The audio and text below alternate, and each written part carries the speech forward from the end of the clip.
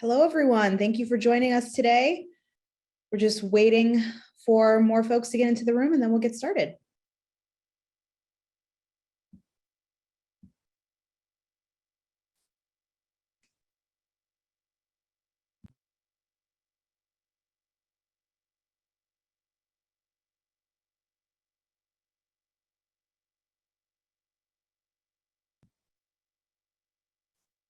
And everyone, as you are entering the room, please use the chat to introduce yourself and maybe tell us a little bit about why you're here today. What brings you to this action lab? Is there a FAFSA related problem you're looking to solve? It can be whatever brought you here. Just drop it in the chat so we can get a sense, and we'll get started in just a moment.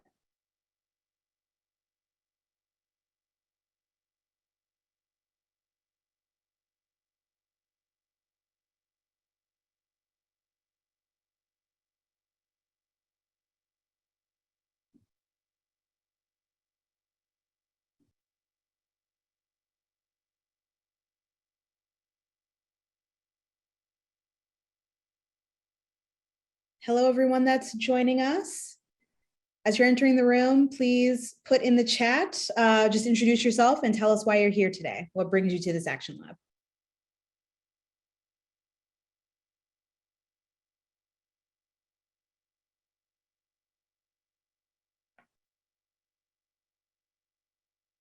Okay, looks like we have a fair number of people, so I'll go ahead and kick us off. Hello again, everyone. Thank you for joining us today. We're so excited to have you at our FAFSA Completion Action Lab. My name is Tiffany Williams. I'm a Senior Associate at Education Strategy Group, or ESG, and on behalf of our partners, National Governors Association, or NGA, we are thrilled to have you all here to talk more about FAFSA. A little bit of background on our partnership with NGA.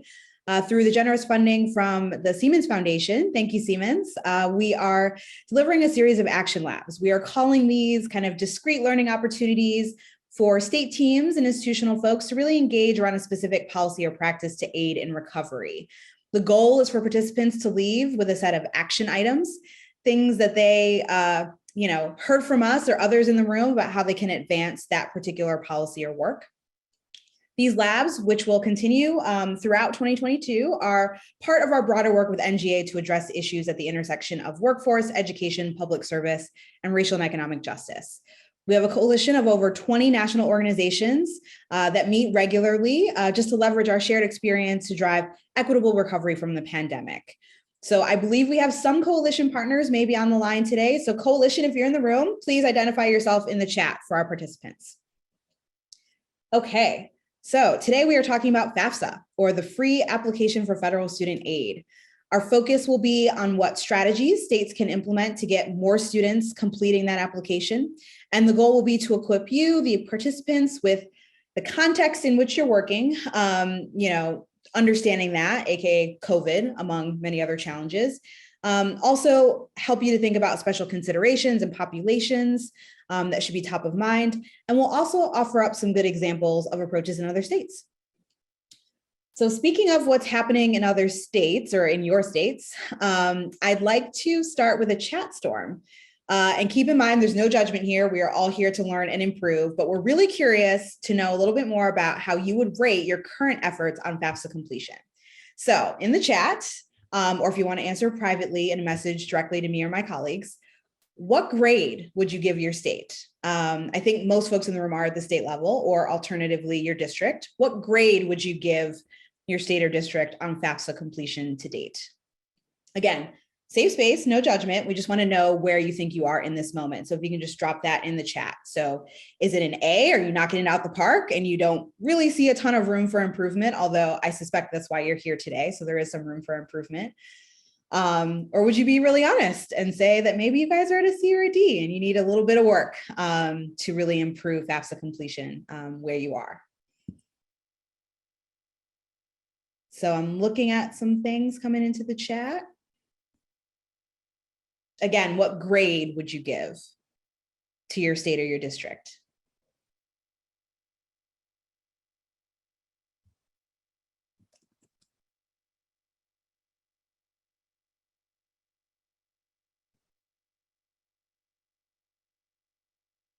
Okay, I'm seeing a range here. I appreciate the honesty.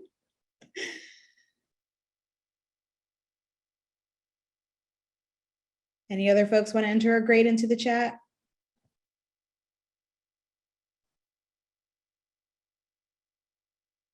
Okay, so it looks like we're all starting from various points, which is good, and that's part of why we're all here to learn from each other today. And I really hope that by being here today, you walk away with some ideas on how to improve that grade, whether it's just getting started or refining efforts that already exist in your states. So with that, a few housekeeping things before I go over the agenda. First, please stay muted if possible. We have a lot of folks on the line, and you'll notice that we are not in a webinar format. So that means that we are set up for interaction. And we hope that when you have a question or a comment that you raise your hand, and when called on, you can come off of mute. And also, please just feel free to utilize the chat. We'll be using it to share additional thoughts and resources, but I encourage you to interact as much as possible, ask questions of our experts in the room while we have them. And lastly, because of all those experts we have that will be speaking today, I'd encourage you to set your Zoom to the speaker view option. This way, as we're switching between speakers, you'll always have the right person front and center. So either speaker view, or I think you can pin the speaker to the top of your view screen. All right, so with that, I will move on to our agenda for today.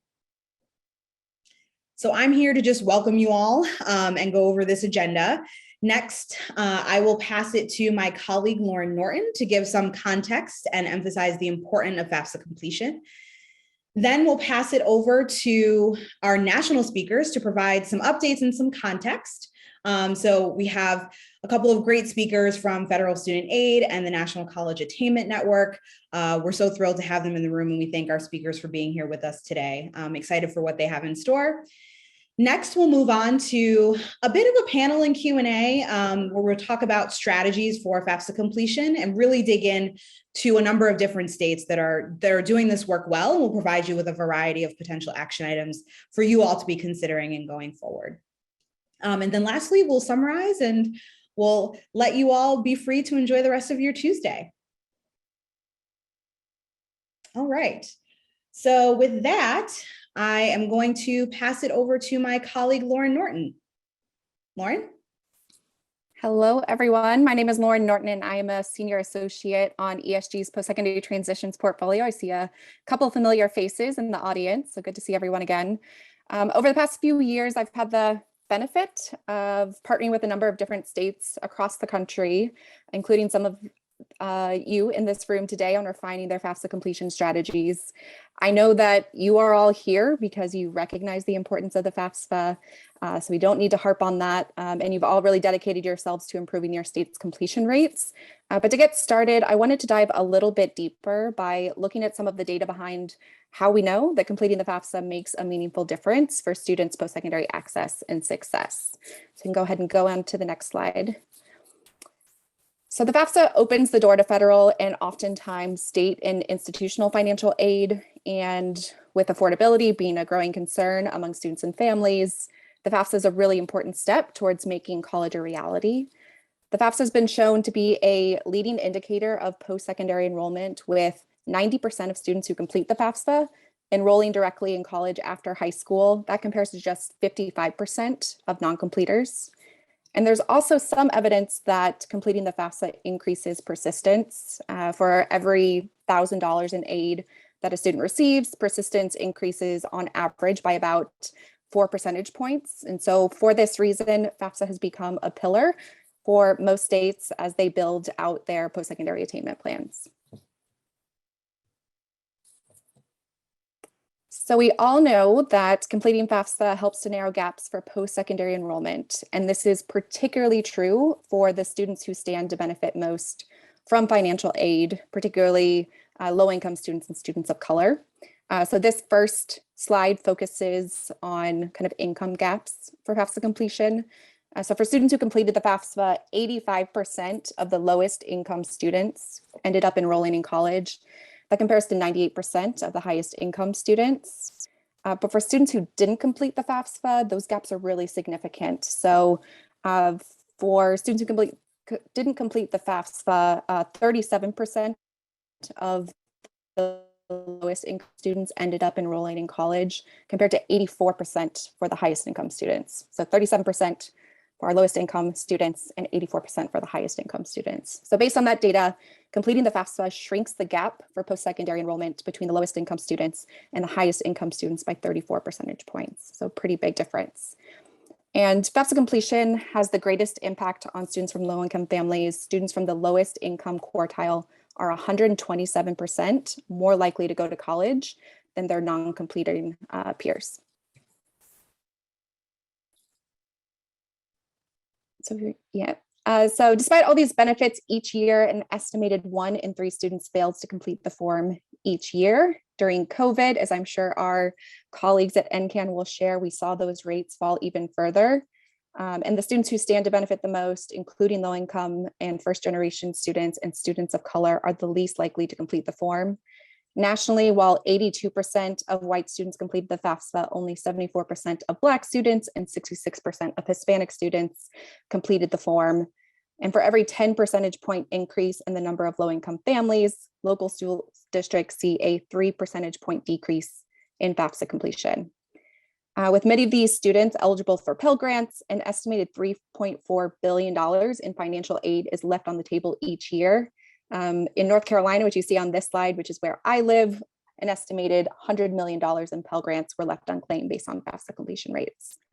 So for this reason, FAFSA completion is not just a policy issue, it is not just a strategy, but it really at its heart is an equity issue.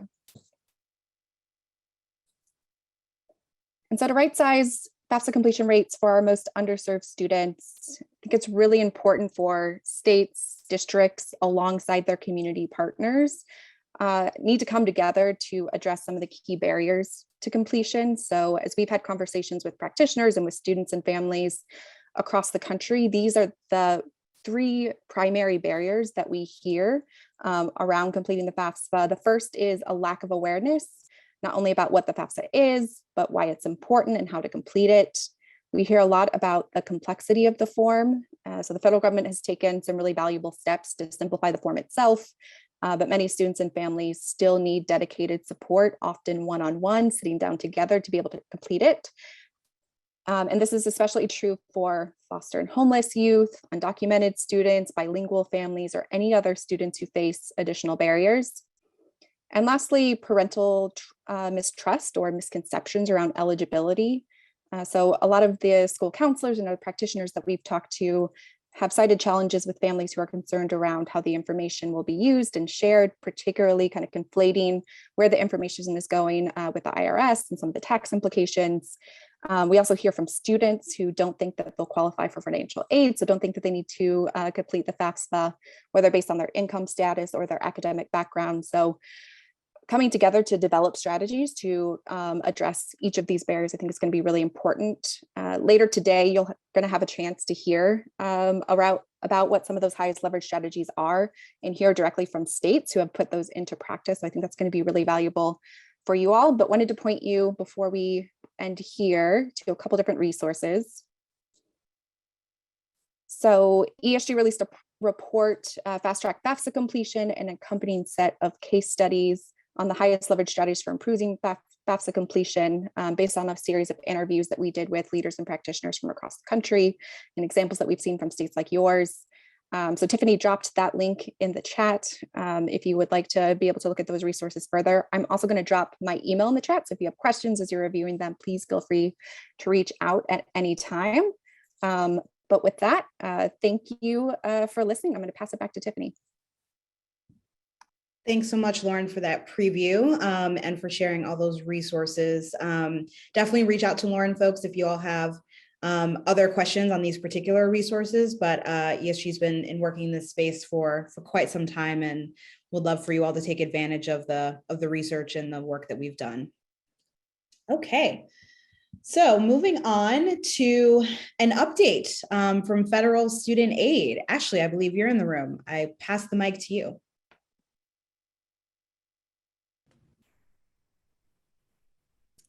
Hello, hi everyone. Thanks so much, Tiffany. My name is Ashley Harrington. I am a senior advisor at the Office of Federal Student Aid, and I work in the office of Rich Cordray, our Chief Operating Officer. I'm really excited to be here today. Am I not on video? Just to confirm. You are. Okay, because I can't see anybody. Okay. Really excited to be here today and excited about all the work that folks here are doing. I think we just heard some of the different trends and the importance of FAFSA completion. We know that we are seeing a drastic declines in enrollment across the board in post-secondary education. A lot of that is COVID and other things, and we're still seeing how this whole thing is going to shake out and how the economy is going to impact higher education. But on our end, we think we still have to be promoting FAFSA completion as the best way to get people into college and then through college, encouraging people to not just complete it, to not just submit it, but complete it, to complete it every year.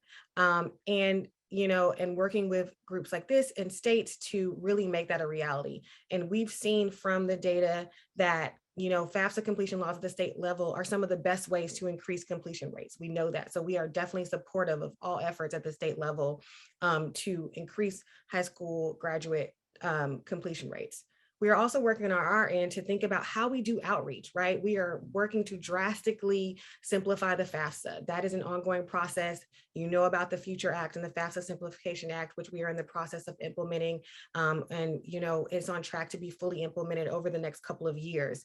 We've already seen changes in what's asked on the FAFSA now, right?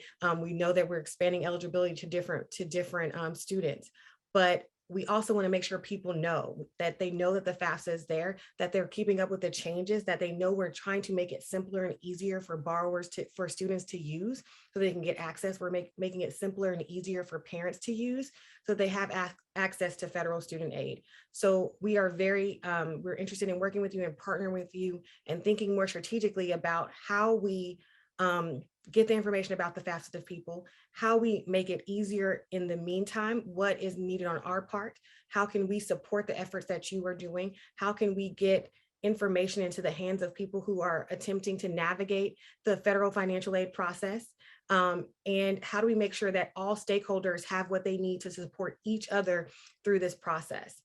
So I'm really excited to be here today, happy to take any specific questions and look forward to the conversation. Thanks so much, Ashley. So we're going to pass it over to Bill Devon at NCAN first, and then we'll open it up for any questions that you all have for our national level speakers. Bill, can I pass it to you? Okay. Thank you so much. And thanks for having me today. Thanks everyone for being here. My name is Bill Devon. I am NCAN Senior Director of Data and Strategic Initiatives. And I want to share with you some information about US FAFSA completion in 10 charts today. So you can go to the first slide. This is my contact information. I'll also put it into the chat. Would love to hear from you about any ways in which NCAN can be helpful in providing technical assistance around FAFSA completion or really any of a myriad number of college career readiness topics. Take the next slide. If you're not familiar with National College Attainment Network, we are based in Washington, D.C., and our nearly 600 members work every day to close equity gaps around college access and attainment. We largely do our work through three main prongs. We help to strengthen our members, we advocate for student-centered policy solutions, and we grow the field by bringing new stakeholders into the college and career readiness work. Take the next slide. We do this work because, as so many of you on this call know, talent is everywhere, but opportunity is not. So these data are from the National Student Clearinghouse Research Center, and they show first fall college enrollment rates by high school categories. You can see significant enrollment gaps here on the basis of students, different concentrations of students from low-income backgrounds, different concentrations of Black and Hispanic students in high schools. And as the next slide shows, unfortunately, we know that COVID has exacerbated these inequities in a really serious and significant way. So overall, fall post-secondary enrollment fell by about 7% for the class of 2020. But for high poverty high schools and low-income high schools, those declines were much steeper.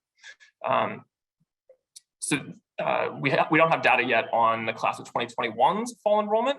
Unfortunately, based on the class of 2021's FAFSA completion data, I think we should be bracing ourselves for kind of continued post-secondary enrollment declines there. I'll take the next slide.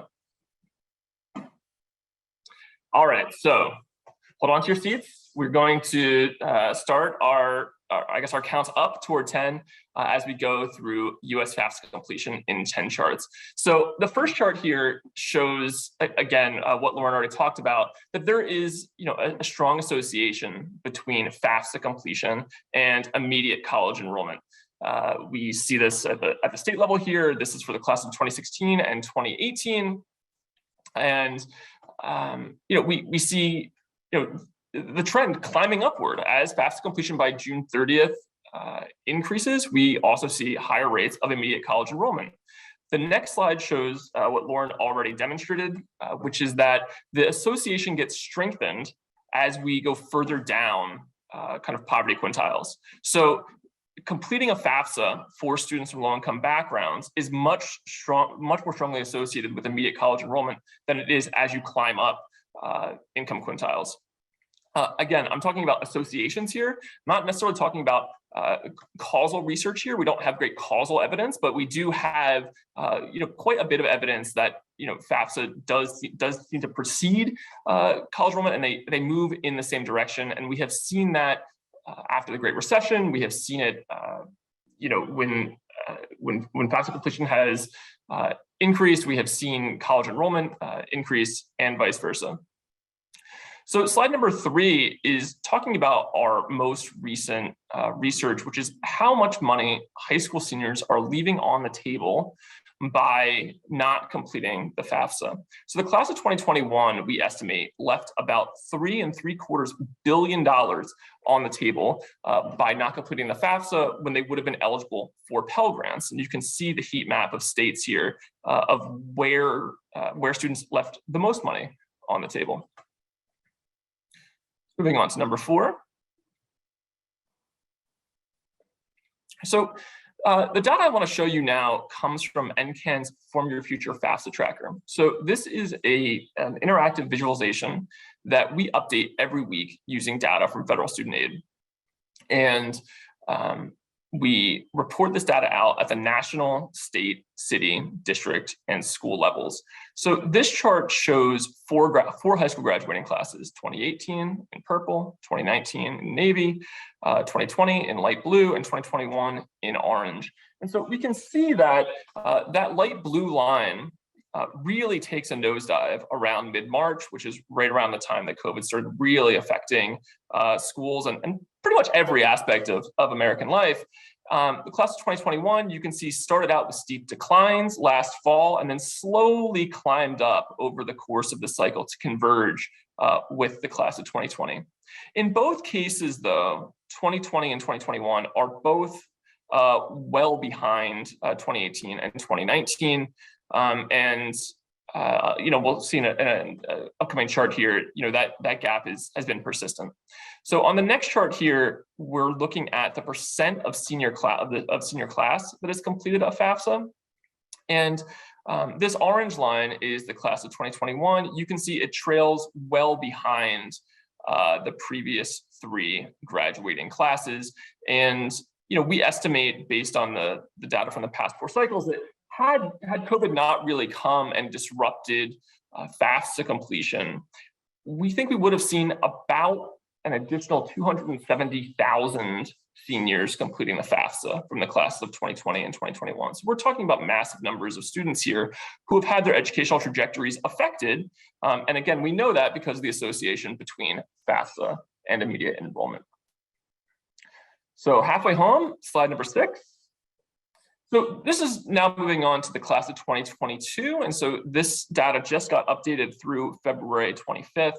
And you can see that early on in the cycle, the class of 22 was in a very big hole. I mean, to be down 29%, 17% in October, but kind of quickly, rose back up to get within, 3 or 4 percentage points of the class of 2021. And then the class of 2022 just kind of stagnated for about 2 months. That was certainly discouraging. You know, around December, I thought maybe we were headed for a third consecutive year of FAFSA completion declines.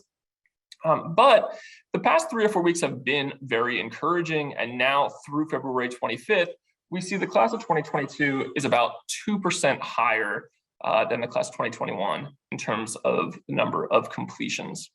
Unfortunately, chart number 7 here shows that the gap by percent of seniors completing is still quite persistent. So this, this kind of yellow-green line here shows that the class of 2022 is putting daylight between itself and the class of 2021, but in both cases, we're still about 3 percentage points behind pre-pandemic FAFSA completion levels. And so that's really 3% doesn't sound like a lot. We're talking about 3% of an entire national graduating class. We're talking about tens of thousands of seniors who are not completing the FAFSA, who probably would have in pre-pandemic times. So moving on to chart number 8 here. We saw significant FAFSA completion declines for low-income public high schools and high-minority public high schools. That's where Black and Hispanic students are greater than or equal to 40% of enrollment. But the class of 2022 is really showing some very encouraging bounce backs for low-income high schools and high-minority high schools. Again, considering the massive losses that these high schools took in the class of 2021, we are looking at year-over-year gains that are kind of on a depressed class of 2021. But all else being equal, we would much rather see these gains than not. And to see these gains coming at 3 times the national rate, we're seeing about 6% year-over-year growth versus 2% nationally overall. That is very encouraging and kind of speaks to the idea that more students from low-income backgrounds, more students of color will be accessing financial aid from the class of 2022 than maybe they were from the class of 2020 or 2021. Moving on to chart 9. So this is a scatter plot of absolute versus relative performance in FAFSA completion. And so the x-axis here is the percent of seniors completing, the y-axis is year-over-year percent change. And we can see that Texas is way out here, really outpacing, the country by both metrics. And because these circles are weighted by size, Texas is really driving FAFSA completion growth for the class of 2022. We've also seen California come on really strong over the past 3 or 4 weeks. And so California is now at 0.2% in the black year over year. And to have a state as large as California kind of even marginally positive drives gains nationally. But the thing I really want to draw your attention to is that these orange circles are the ones that have implemented universal FAFSA policies. You can see all 4 of them are doing, at least average, if not better than average, by both absolute and relative metrics. And so this is pretty encouraging. Alabama's in its first year of implementation here. Texas is in its first year. Louisiana, its 4th, I believe, and Illinois in its 2nd. Next year, we will see more states come online with universal FAFSA implementation, and so more of these charts will turn orange. It will be very interesting to continue to add to the evidence base of what these universal FAFSA policies do for states' FAFSA completion. And so for my last chart here, I just want to kind of remind everyone that we're talking a lot about, FAFSA completion and the things that states can do. And to be super clear, there are a lot of things that states can do, and schools and districts and community-based organizations. But FAFSA completion doesn't exist in a vacuum, and it is still beholden to kind of macroeconomic factors, right? We would expect college going and consequently access to financial aid to run counter-cyclical to the economy. Well, the American economy is running extremely hot right now. And so you can see in this chart that wage growth is up for the 16 to 24 age range. And that is going to pull, we suspect, more students on the margin from a college-going pathway into a workforce pathway. And so that's something that we kind of have to keep in mind from an overarching standpoint when we're thinking about FAFSA completion is what the economy is doing writ large is going to have a big effect on the direction that we see FAFSA completion go. When we inevitably have, an economy that cools off a little bit, if we were to have an economic downturn, we would we would structurally see demand for college go up. We'd see FAFSA completions go up. And so I guess I just want to keep some of these macroeconomic conditions in the forefront for states as well. The practice is really important. The policy is really important, but the conditions that we're operating with the policy and practice in matter a whole bunch. So my last slide here is just my contact information again. I would be happy to hear from any one of you or your colleagues. Thank you again for the opportunity to speak with you today, and I'm looking forward to the rest of our great speakers. Thanks so much, Bill, and thank you, Ashley, as well. You both provided excellent national viewpoints. I want to now open it up to our participants. Do you all have any questions for Bill or Ashley? Please feel free to raise your hand or come off of mute or drop it into the chat.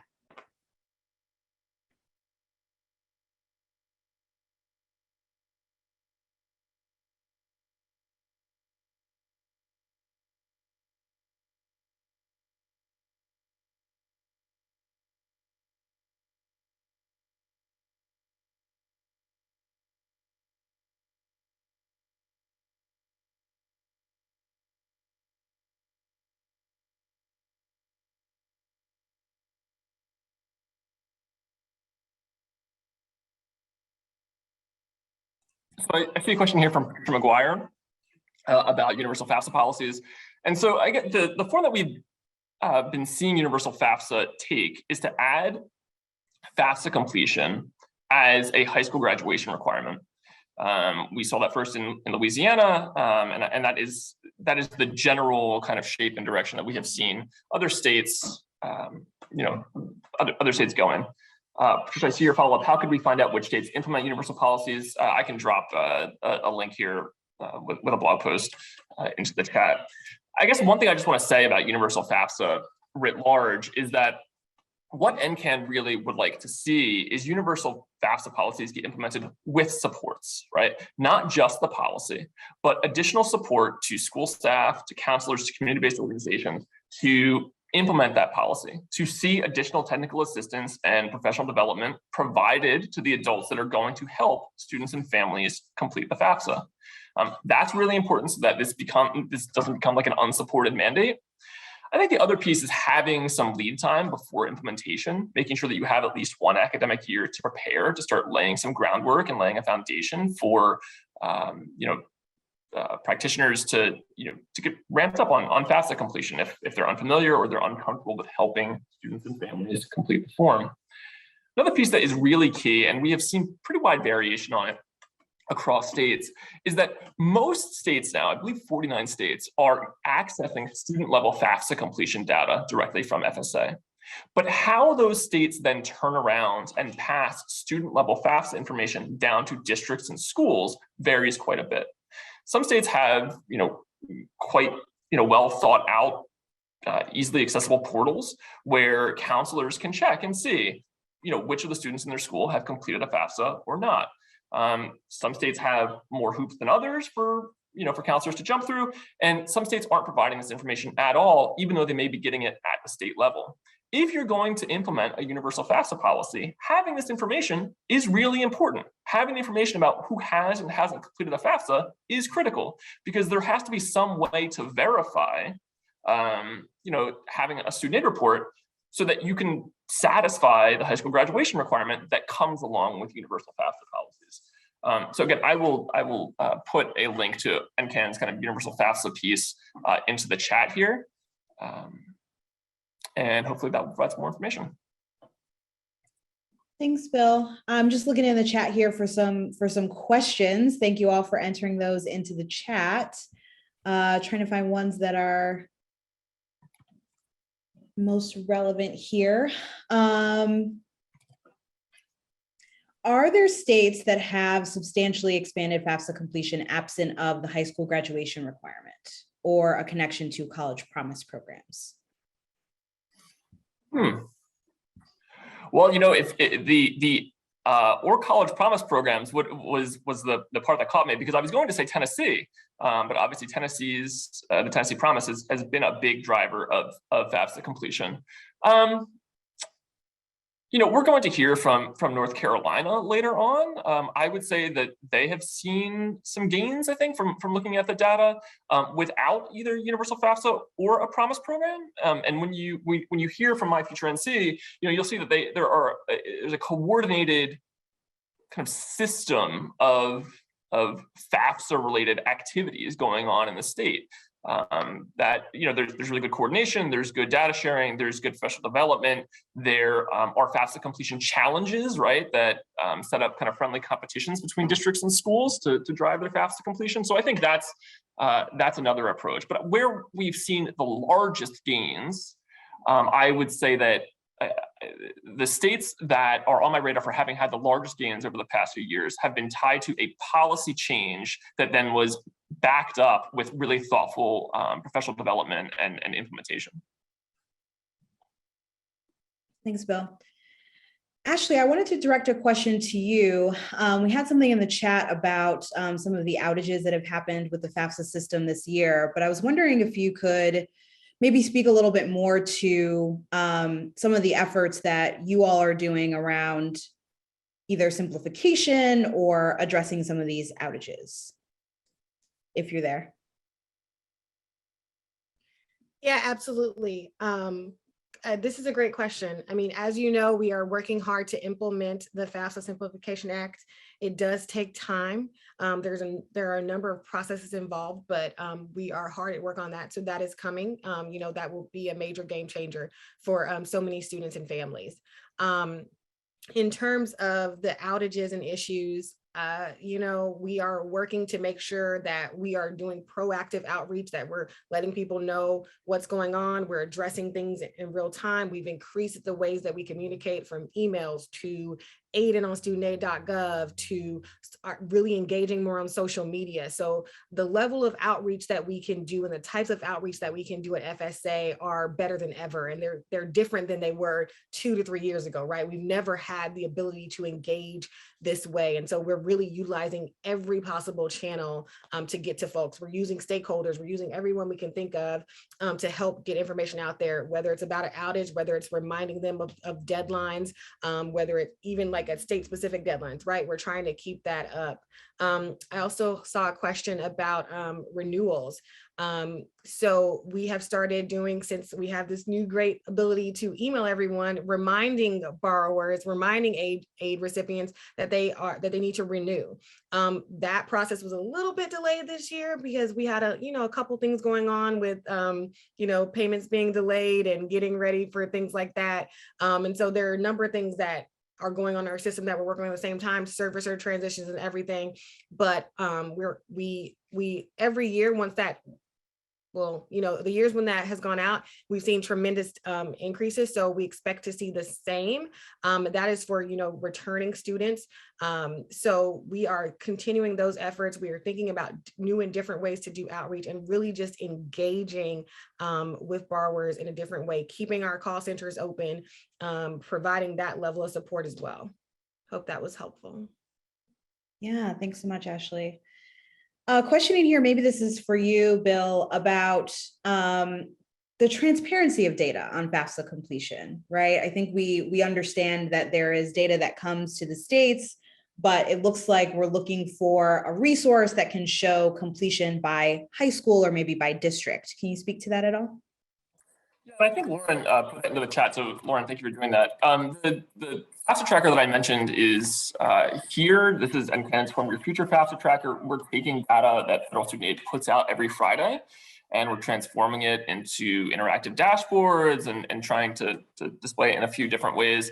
I will also say that more and more states are starting up their own FAFSA trackers, and the functionality of those may differ. They may have more or different features than than what I'm offering right now through the From Your Future tracker. So, for example, like California, Arizona, North Carolina, all have quite good FAFSA trackers that I would recommend to you. And so it is worth also looking to see if there's additional granularity that they're providing through their own interactive dashboards.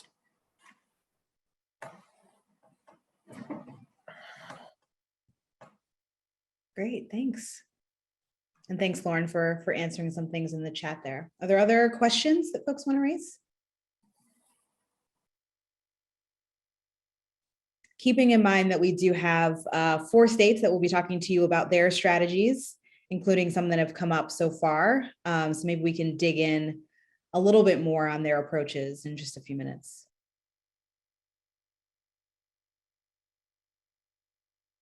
Maura, raise your hand. Yeah, I just wanted to comment about, because I've seen different things in the chat about like the research behind or what's happened to enrollment with states where universal FAFSA has existed. And the answer is there's not been enough time. Like Louisiana got 2 high school classes in before COVID kicked in, right?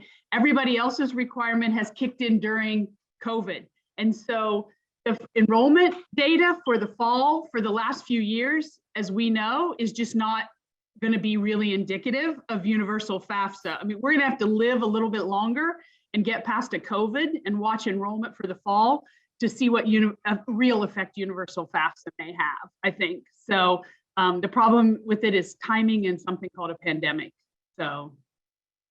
Yeah, I would concur with Morley there. You know, PJ has a good point here in the chat about being concerned about how well K-12 is preparing students and thinking about, you know, affording a post-secondary pathway versus persisting at a post-secondary pathway. And I guess I would say that a universal FAFSA policy and FAFSA completion should be the start of a conversation. It is the start of a pipeline that eventually leads to, you know, attainment and the workforce. So it is not sufficient just focus on FAFSA completion. We also need to be thinking about driving students to post-secondary institutions where they have a high likelihood of completing, right? Making sure that we're taking fit and match into consideration when we're doing post-secondary advising. Beyond that, though, you know, there's also a piece about what are the success supports, the persistence supports that students are receiving once they are on, you know, a college campus. So, you know, the FAFSA completion is a major milestone. It is a good key leading indicator. It is a canary in the coal mine for post-secondary enrollment, but it is not the be-all end-all about the college readiness and attainment conversation, right? It just kind of kicks that conversation off. Thank you, Bill. I think that's a great point and a great transition into our state speakers. Hope you and Ashley will stick around to the extent you can, because I'm sure we'll have the chat is very active, so I'm sure we'll have lots of conversations going on there, but I am going to thank you both so much, as well as Lauren, and transition to our state strategies section. I'm Rachel Hirsch. I'm a senior policy analyst on the post-secondary team at the NGA Center for Best Practices. And I'll be kind of moving us through this session, but really I'll just be facilitating the interaction between you all and our state experts that have taken time to speak with us today. So in the next slide, I believe we have our wonderful panelists who we'll be hearing from in a specific order. We have Chris Charbonneau, who's the Director of Advocacy and Engagement at My Future NC. We have Dr. Tyreka Cobb, who's the Field Outreach Service Director at the Louisiana Office of Student Financial Assistance. Missy Ross, the Associate Director of Communications and Outreach at Gear Up Kentucky. And Nick Moore, who's the Director of the Alabama Governor's Office of Education and Workforce Transformation. So really, really happy to have this group together today to talk to us. We'll be hearing from them shortly, but before we dive in, I wanted to show you all the agenda on the next slide of how this portion will go. So we wanted to give you all lots of time for question and answer. I've been trying to keep track of some of the questions that came in that I think will be great for our panelists as well, but I wanted to flag in advance when the Q&A will be so that you can make sure to get your questions in at the right time. So before we get into the 3 strategies and 4 state speakers that we have, I'm going to just go over some general best practices for starting out on this work for increasing FAFSA completion that the state can really lead on. After that, we're going to start with discussing the high school requirement, which we've already had a lot of discussion about. So we'll be hearing from Alabama and Louisiana about their various journeys there. After they speak, we'll have a time for question and answer specifically for our speakers from Alabama and Louisiana. And then we'll move on to another strategy, which is sort of a communications campaign or challenge, where we'll be hearing from Missy in Kentucky. After she speaks, we'll also have time for a question and answer directed specifically at her. And then finally, we're going to talk a little bit more about data and how North Carolina has been using data to drive their FAFSA completion efforts. And again, we'll have time for question and answer for Chris right after that as well. Then I'm going to ask a few questions more generally of our speakers, and then we'll just have open Q&A with them. So you'll see we're running a bit ahead of schedule already, so we have plenty of time to answer all of your questions. So with that, I'm going to start off with some general best practices on FAFSA completion. I also want to thank Lauren and ESG for having a lot of these slides already together that we've just tweaked a little bit for this audience. But first is really thinking about partnerships. You really want to look at the landscape in your state, including districts, college access organizations, statewide post-secondary attainment initiatives, institutions, community-based organizations, et cetera, and figure out who should be around the table and engaged in this work. I also love the examples here about near-peer and parent-to-parent engagement models, two from Texas, because we've heard that parent engagement is really key in getting FAFSAs fully completed and submitted. It's not all on the student, obviously. And in the next slide, talk about building shared ownership. So we talked to several states in the course of planning this that have built cross-sector working groups that with the explicit goal of creating recommendations, plan, and executing on that plan to drive and increase FAFSA completion.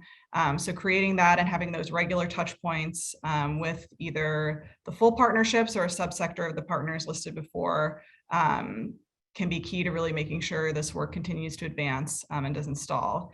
We have an example here from Tennessee that we also heard mentioned with all the folks that they got together to develop their FAFSA strategy. And again, a reminder that these slides will be shared after, so you'll be able to refer back to these in your work.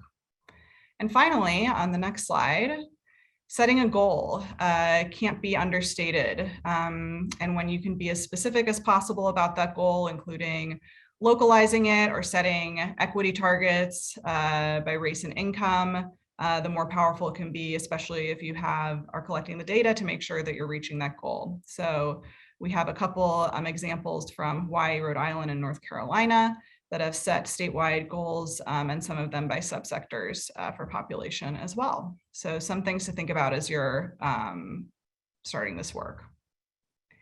And now we're going to go on and talk about high school graduation requirements, which I know is a hot topic. So on the next slide, I believe, and one after. So as we've already discussed, no secret, many states are interested in having a FAFSA be a requirement in order to graduate high school. As was mentioned in the chat, opting out has always been an option, and different states have taken different approaches to what that opt-out clause, so to speak, is.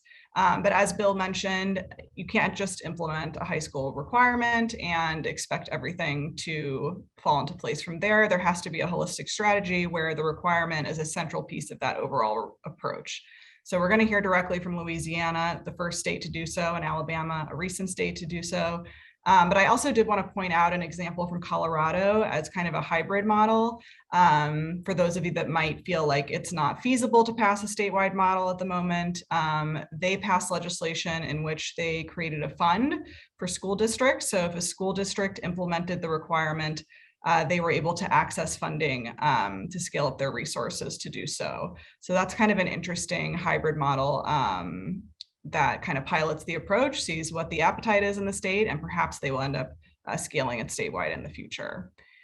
But now I'm going to stop talking and I'm going to turn it over to our state experts. So I'm first going to turn it over to Nick Moore, who, as I mentioned, is the director of the Alabama Governor's Office of Education and Workforce Transformation, to talk to us about how their recent statewide requirement is going. So Nick, over to you. Wonderful, I appreciate it. And am I going to be running my own slides here, or do y'all have those? We have all the slides, so if you just direct us, we'll advance them. Okay, good deal. And So I am not seeing, I'm just seeing you, Rachel. I'm not seeing the screen. Can you see it, Tiffany? Okay, we can see it. Jess, can you go to the next one? It's probably on my end then. So I can see it now. We're good. Oh, Okay, great. so thanks everybody, and appreciate the opportunity to join you today and to be part of this effort. I know that FAFSA completion is a huge part of Governor Ivey's priority for increasing our state's post-secondary education attainment rate. And FAFSA completion is, and the policies behind that are going to take different directions depending on the politics in the state and the stakeholders involved. So I want to share a little bit about what we have done. And like many other states here, you know, we're leaving about $47 million on the table. I think a powerful argument, particularly for, you know, a lot of families that say, well, you know what, I'm not going to be needing to do this for financial reasons. We're going to pay out of pocket for my child's tuition. A lot of institutions are now requiring FAFSA completion for institutional aid and other merit-based forms of aid. So it's also important for everybody to complete the FAFSA, even if there's not a financial need. I will also say that if my internet breaks up, I'll be right back with you. As I always tell people, our broadband expansion efforts started at the last house on the end of the dirt road, not at the Capitol. So we got to work through that challenge until it catches up. A lot of similarities here of what Bill said, that 92% of the students who in Alabama who complete the FAFSA are enrolling in post-secondary education the following fall. And so our approach was not through legislation. It was a resolution, an administrative code change that was adopted by our state Department of Education. And we also wanted to make sure we had a lot of support. So we're working closely with our career coaches that we have funded over the last several years. And this effort was in partnership with the business and industry community, really making this a large priority with the State Board of Education, and also in partnership with our key nonprofit called Alabama Possible. And I think Chandra Scott with Alabama Possible is on the line with us. They're a key partner in our attainment work, but also in this work, because we are making this part of a larger, not just access, but completion. We want to be good, not just getting people started, but giving them the supportive services they need to complete. So we did take the tactic of an administrative rule. And if you wouldn't mind going to the next slide, please. And this is just the text of the administrative rule, and I'm obviously not going to belabor all the points here, but I do want to signal that we have a strong opt-out policy. And this is, you know, and a lot of people have said, you know, well, if you make the opt-out very general, that could cause a lot of people to not, you know, most people want to complete it. I think you're going to have a very small percentage, and I'm just making this up on the spot, you know, 10% that don't want to complete it for some really strong conscientious objection. And so if you just take that off the table by making the general opt-out, then the conversation is not about that 10% who weren't going to complete it anyway, no matter what you did. It's about the 60% in the middle that had some information asymmetry or need a little bit more help to go ahead and make that happen. So we can go on to the next slide. So also, there's a big issue with people submitting a FAFSA and completing it. We all know there's a big difference between submitting it and it being completed. And so Governor Ivey, in partnership with the Alabama Commission on Higher Education, and they're all on the line and part of our team, and the State Department of Education, invested some GEAR funds through the CARES Act, the Governor's Emergency Education Relief Fund. And we worked with a vendor, Oracle, to develop a FAFSA completion portal, and working closely with each LEA, local education agency, and school system to make sure that the student, once they've started the FAFSA, completes it. So the Commission on Higher Education is the only state entity that can see that data from the Federal Student Aid Office. And so working closely with the school systems before the students graduate is important, so that we don't have 10 different post-secondary institutions all chasing the same student, trying to get them to complete the form. And it's much better for the student who in many ways may not be clear that there is some outstanding issue. So clearing up the issue between submitting a FAFSA and completing the FAFSA is a big thing. Now, I will also note and it would be very helpful since we've got our friends from the Federal Student Aid Office on here, there is an issue that causes us some trouble in Alabama with the application form, to where if a student doesn't have their Social Security number available, the pseudo Social Security number they're assigned is 666.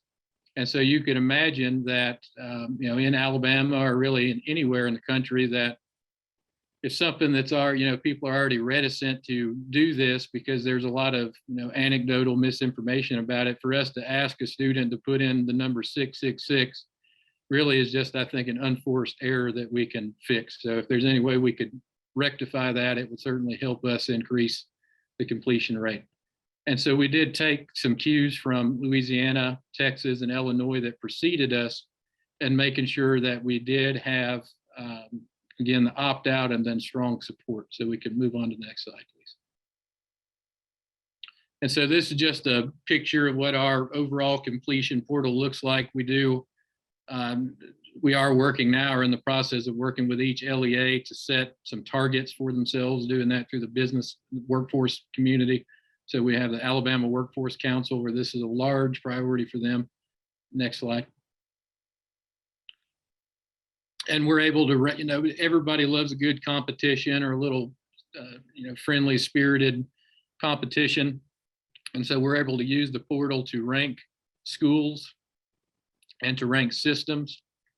And we're proud to report that we are significantly above this year, 22-23, than we were last year, even though we did get to somewhat of a slow start.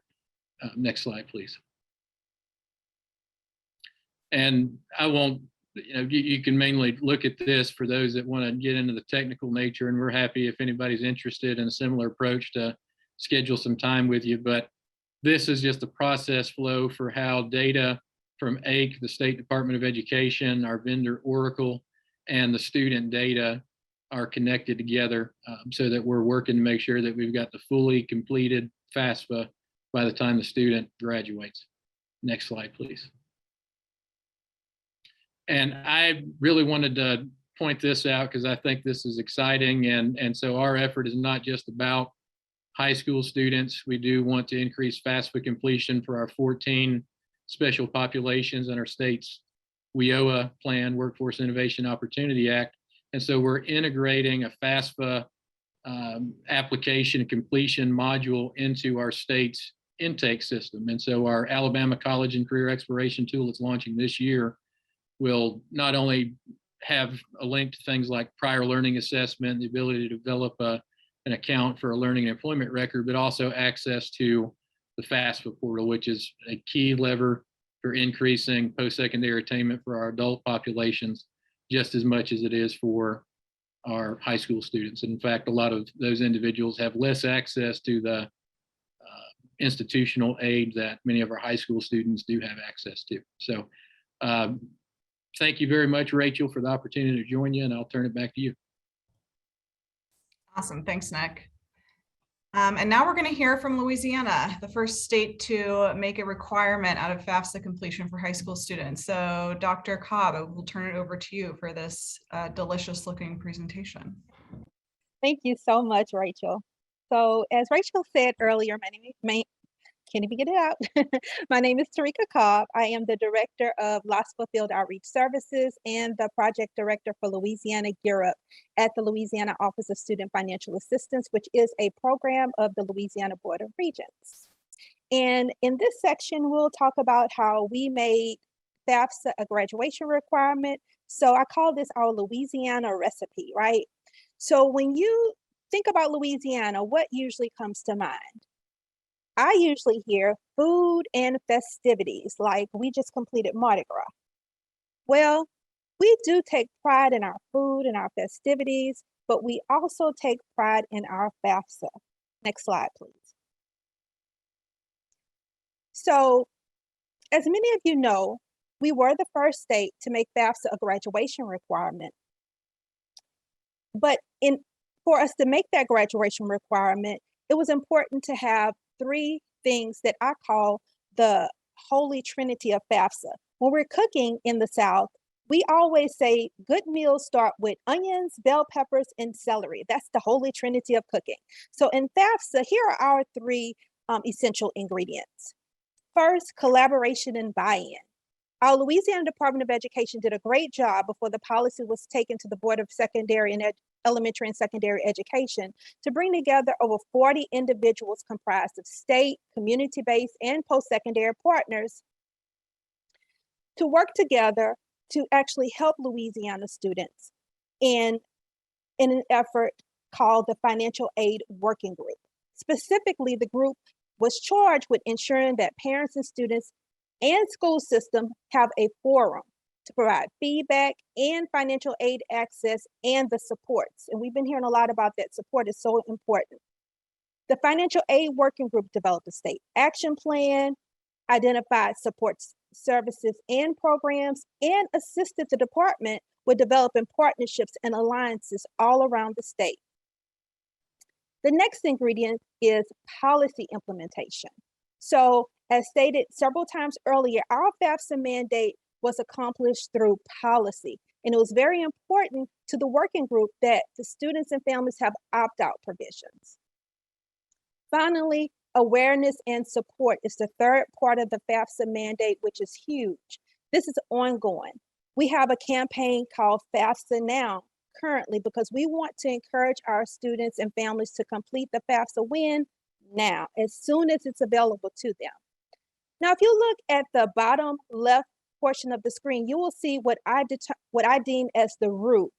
So in the manner of our cooking process here in the South, we always start with a good root as a base of our cooking.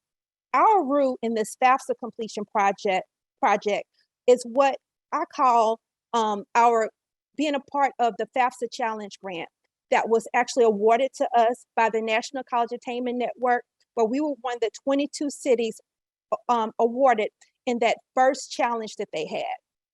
It couldn't come at a better time for us, occurring in 16, 17, right before the policy went into effect in 17, 18.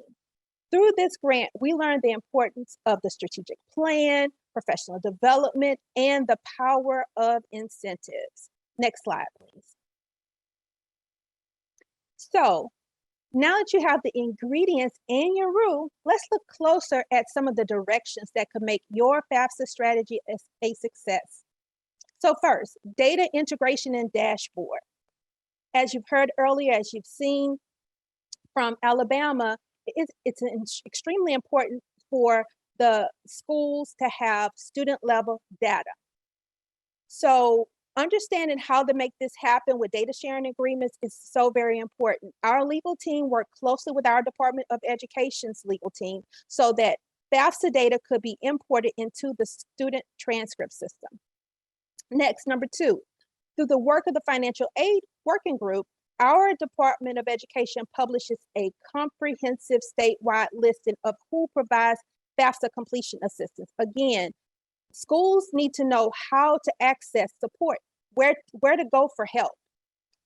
Number three, another important outcome of the work group was a comprehensive calendar of events.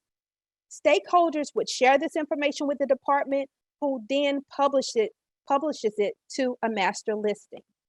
Four, professional development. I know you heard that earlier. Our office, in partnership with the Louisiana Counselors Association, offers ongoing financial aid professional development with continuing education units. Five, this is one of the most important components, event coupling and awareness campaigns. So it is important to meet the students and families where they are. So where are they? They're at sporting events, senior meetings, senior pictures, senior breakfast. In other words, meet them where you know the students and their parents will show up or attend. Next slide, please. Finally, here's some of the results. So in May 2021, data from the National College Attainment Network, FAFSA Tracker, ranked Louisiana first in FAFSA completion for the third time. And because of the questions in the chat, I will tell you this, that When we looked at our 1920 data, of the FAFSA submissions, 65.5% of the students who submitted their FAFSA in 1920 matriculated to post-secondary the following fall. When you look at overall matriculation of students who graduated in 1920, that rate was only 53.8%. So I'll turn it back over to you, Rachel. Thank you so much, Tyreka, and thank you, Nick. This was great. Want to open it now up to folks who have questions for Dr. Cobb or Nick on their universal requirement. And while you guys are entering in the chat, I know it took a second for people to type stuff out and then it was all at once. I did go back and see some of the questions that didn't get answered but were relevant to this before. So one was about a state that had tried to implement the requirement, but there were concerns about adding more work to educators. So I know we've talked about opting out and all that, but did any of you have resistance due to this idea that it might add more work to educators' plates? And if so, how did you address that? Our guidance counselors and school staff were some of the biggest proponents of this, and they were the first to tell us we're already doing this and there's nothing more important than we can do to prepare our students for the next level of the workforce or post-secondary education than FAFSA completion. So yeah, we just haven't seen that. There may be, there's always an outlier or two, but the vast majority of educators in our state are fully behind this. Yeah, and I can also say that as a part of the financial aid working group, so the Teachers Association and the Counselors Association were at the table. So as a part of the working group, any concerns were addressed before the policy was implemented. So making sure that we had buy-ins of those associations was important, and schools having the support needed and the professional development. So all of that was very important. Thank you. And yes, you will be getting a copy of the slides afterwards. Any other questions? Feel free to raise your hand, enter in the chat, unmute.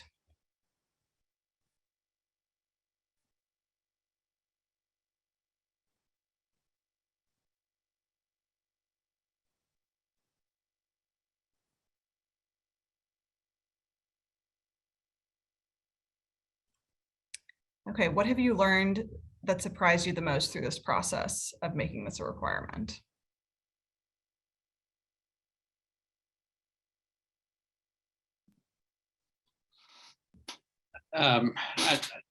When you first start this, it looks like there's this insuperable wall of opposition and pushback.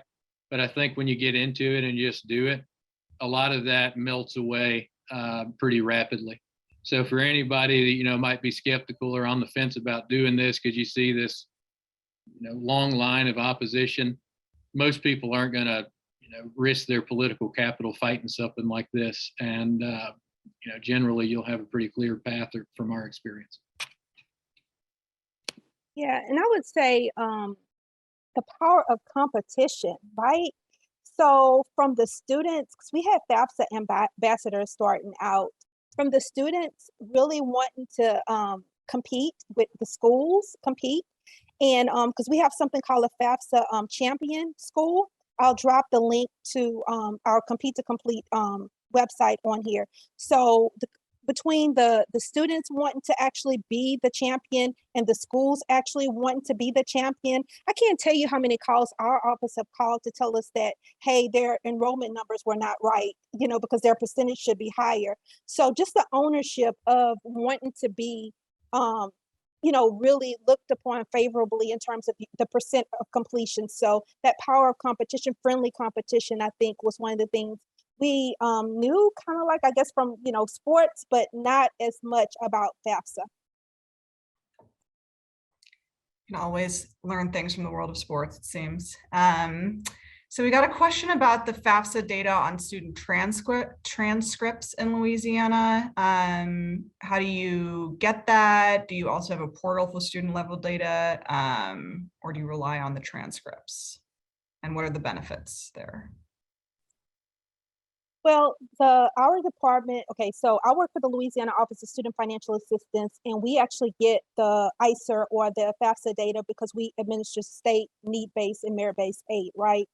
So through a partnership with or an agreement with the Department of Education, we worked out where the actual FAFSA data is imported into the transcript system. And this is very important because what happens there is our counselors, excuse me, as they're doing student checkout, making sure that they've done the things that they've needed to do, taken their courses, provided consent, that's actually in the system. So that gives them an easy way to know whether the student is eligible for graduation or not, or whether or not they need to do an opt-out form. Did that answer everything? I think so. And folks, if you have other questions, feel free to keep engaging in the chat. Melissa, I love your question about engaging virtually distance learning. I'm actually going to keep that for when we have all four speakers and are able to ask them questions. So keep answering. I'll keep track and try and make sure we get to everything, but we're going to now, thank you so much, Dr. Cobb and Nick. Please stick around if you can. We are going to move on to the campaign/challenge, which Dr. Cobb expertly set up for us, the benefits of making something competitive. And on the next slide, just to give a bit of an overview, communication campaigns are really important to sharing information. There's obviously misconceptions about the FAFSA, its benefits, about post-secondary education and its benefits in general as well, which are inextricably tied, and promoting information, resources, sharing those deadlines, which are super important, having a strategy for this and how you're going to reach different audiences is very important. And you might consider launching a competition to incentivize action. We have a few examples here from Michigan and Colorado. Lots of states have FAFSA months as well. So a lot of different ways to get creative. And one of the more creative stories we heard in our research gathering for this was from Kentucky. So with that, I am going to hand it over to Missy Ross. Again, she's the Associate Director for Communications and Outreach at Gear Up Kentucky. So Missy, take it away. So good afternoon, everyone. It's so nice to get to chat with you all this afternoon. I'm going to share with you a little bit about what we did in Kentucky, what we have done during the pandemic to try to increase awareness and engagement in FAFSA completion. So next slide, please. So I just want to give you all a little bit of background on Gear Up Kentucky, just to orient you a little bit about who we are. Tyrika is also with Gear Up, which is wonderful. So Gear Up is a 7-year federal grant program that's funded by the U.S. Department of Education. In Kentucky, the Council on Post-Secondary Education is the holder of the state grant. There are other partnership grants, but we are the state grant. We are currently serving 12 school districts and 9 partner post-secondary institutions. The way that we select our schools is they have, one of the things that we have to focus on is the high percentage of students receiving free or reduced price lunch. So students have to have, in a school, there has to be at least 51% of students receiving free or reduced price lunch. We are a hybrid model. So we have 2 full service cohorts that we start with in 7th grade and follow them all the way through high school. Then we also have what we call our priority student cohort, and those are our 12th graders. And then as they transition into their first year of college, if they attend one of the 9 institutions with whom we partner. So we are really focused in that 12th grade year. It's a just-in-time kind of situation. So we provide curriculum and advising that supports our vision, which is every student prepared for post-secondary education. And we recognize how crucial it is for students to complete the FAFSA. For that reason, one of our program objectives is actually to improve the FAFSA completion rate. And there you can see the rate at which we want to increase that year by year. So you'll see to the right there that there is a banner that says FAFSA Frenzy Champion. So every year in the fall, we host a FAFSA frenzy competition just among our 12 school districts. As we mentioned, you know, people love competition, and what we provide as prizes for that, we have banners for the schools, and then we have some items for the seniors in the classes who win in one of 3 categories. So we have 3 categories that people can win in. You'll see here, it's largest total percentage of FAFSA completions. We also award largest total number of completions, and then most improved FAFSA completion rate. So in pre-pandemic times, in-school staff could meet with students in person to promote the FAFSA and to have them complete their FAFSA. But if you'll change the slide, please. New challenges call for new solutions. So the situation last year, we're in the midst of the pandemic. Nobody's in school. Gear Up Kentucky was seen as more of a nice to have and instead of a need to have. Schools were struggling just to provide their basic services. So it was very difficult for our in-school staff to be able to connect with their students, and everyone was virtual anyway, right? So we took our first ever foray into TikTok for this reason. In February, the Kentucky Higher Education Assistance Authority, they run a FAFSA February campaign. So we decided to build upon that and create a FAFSA for the Future TikTok challenge. Now, I have to let you know, at first, we thought that our primary part of this campaign would be with schools and districts. We were asking superintendents and principals to lead their schools in the TikTok challenge. We had 1 submission. So it was that same kind of situation. This was way extra. This was way beyond what they could do on a daily basis. But then we had a secondary portion of this campaign that took off in a way that we couldn't imagine. So we sent an email requesting participation to partners and statewide influencers. On the next slide, I'll show you who submitted. If you can go back to the slide. I'm sorry, I'm not there. I was just said next slide. So in this email, we asked them to become champions. And so we knew, you know, these aren't necessarily people who are on TikTok, right? So we wanted to make sure that they felt as comfortable with this situation as possible. So we offered a few different things to help with this. For one thing, we provided topic and content ideas.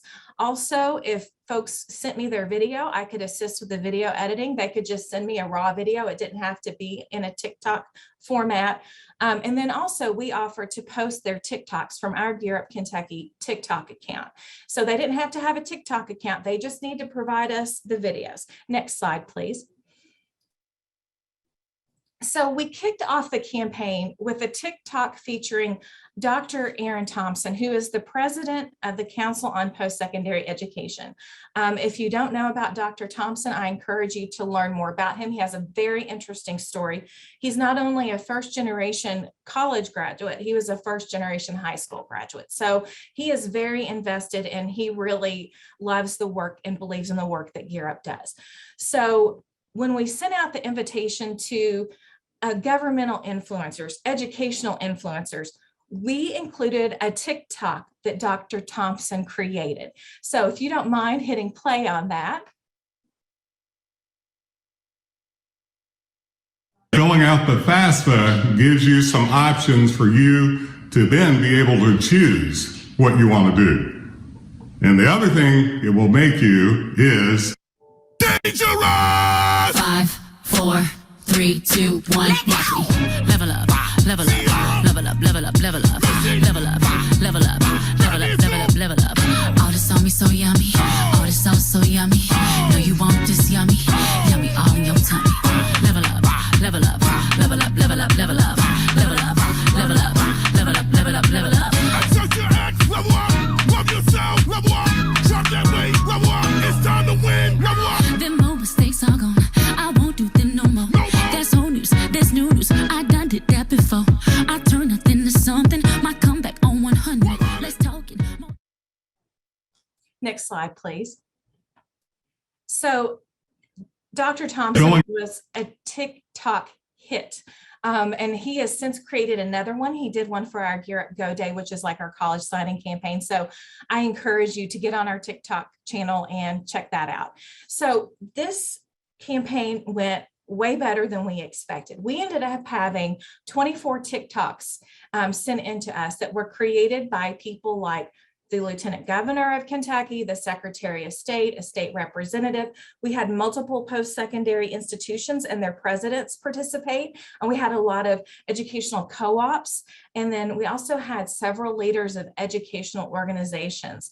For this next video, this is Dr. Lou Young, who is the president of Kentucky Board of Education. I had to share this one because I think this is probably my favorite. It's super cute. So if you don't mind hitting play. Good morning. How are you? Good. Good. Can we do letters? Kite. All kites. What is this letter, Ellis? F. Good job. What is this letter? A. Good job. What is this letter? F. F. Good job. What is this letter? I don't know. S.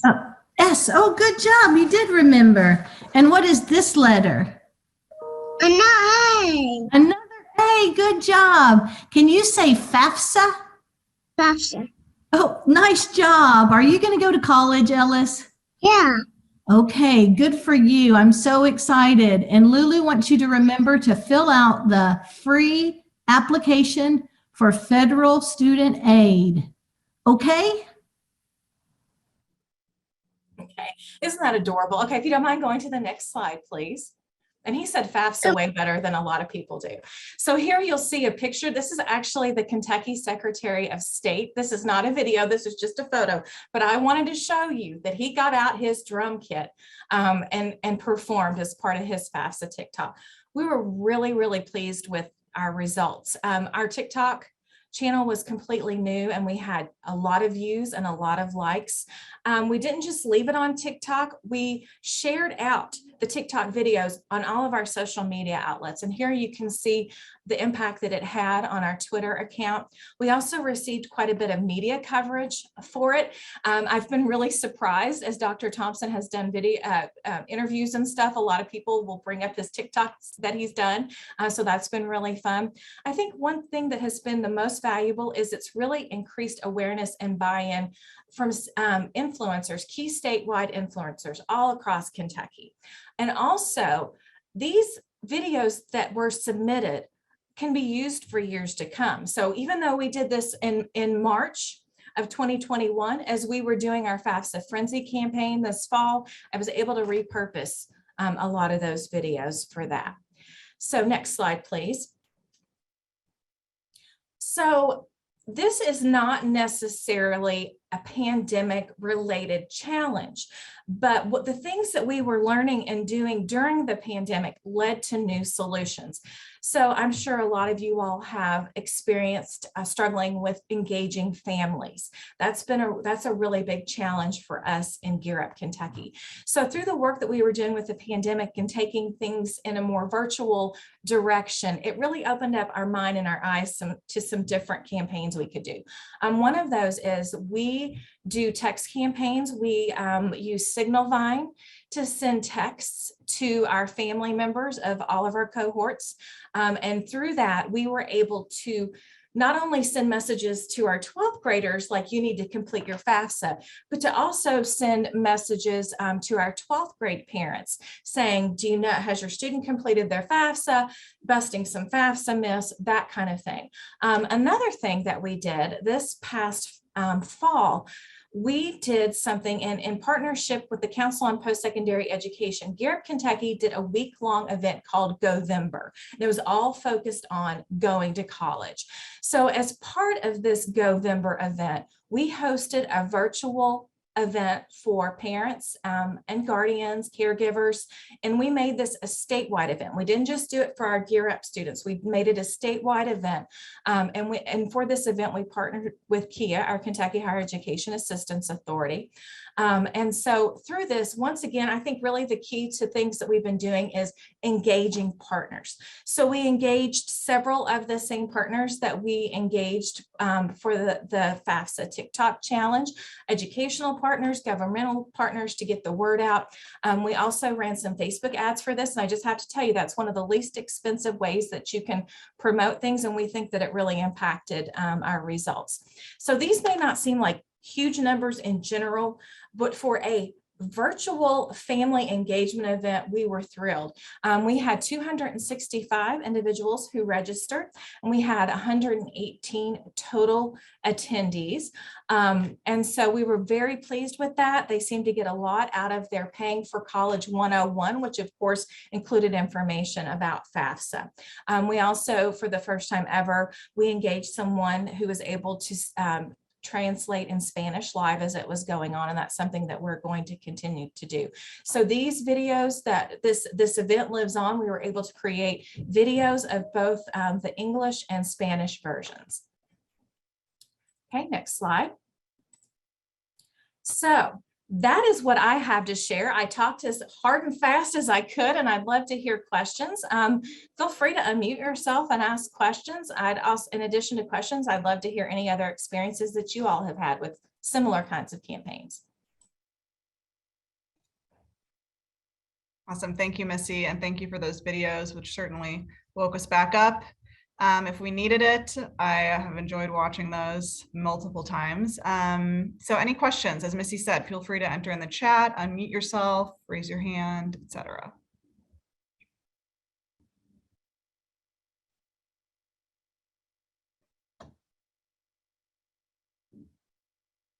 Okay, we got a question about Sing campaigns. Yes. Could you talk a little more about that? So Signal Vine, the correspondence goes both ways. So what happens is our in-school staff manage those accounts on a regular basis. So we would send out messages from the state, but then our in-school staff who manage their particular group of family members would respond to those.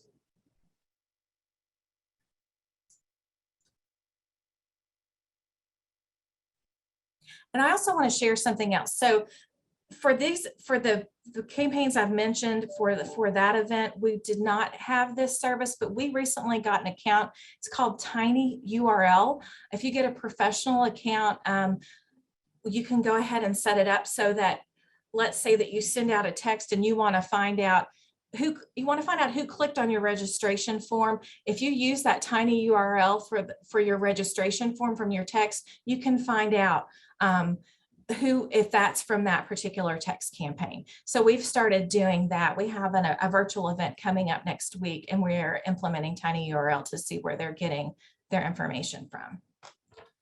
Just to confirm, so our outreach was actually to both. So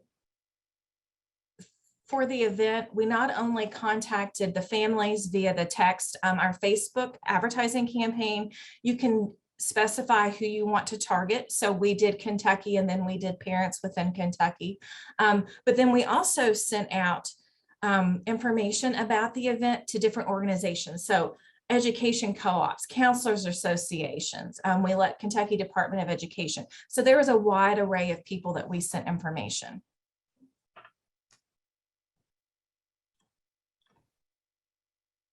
And Missy, you've talked a little bit about costs. Can you comment a little further? Were there any of these that were more cost intensive that you want to flag, or were these all pretty low cost? They were, I mean, other than time and effort, they were free. All of this was 100% free except for the Facebook ad, which we paid $200 for, and ran ads for 5 days and had good results from that. So and that was, we were so pleased with that we're actually using Facebook advertising for upcoming family events that we're doing. How would you scale your 12 district program to a statewide effort? In what sense? So the events that we did, like the TikTok campaign and the family virtual event, were statewide. So we're located in Frankfurt, so we have a lot of connections with our statewide partners. So that's how we reached out to a lot of people. I think when we were trying to do the ones for the schools and the districts. I definitely want to try that again in a non-pandemic year. And so that would be through connecting, if you can connect with your state Department of Education and send out some messaging that way and try to get people engaged that way. I don't know if that answered your question or not.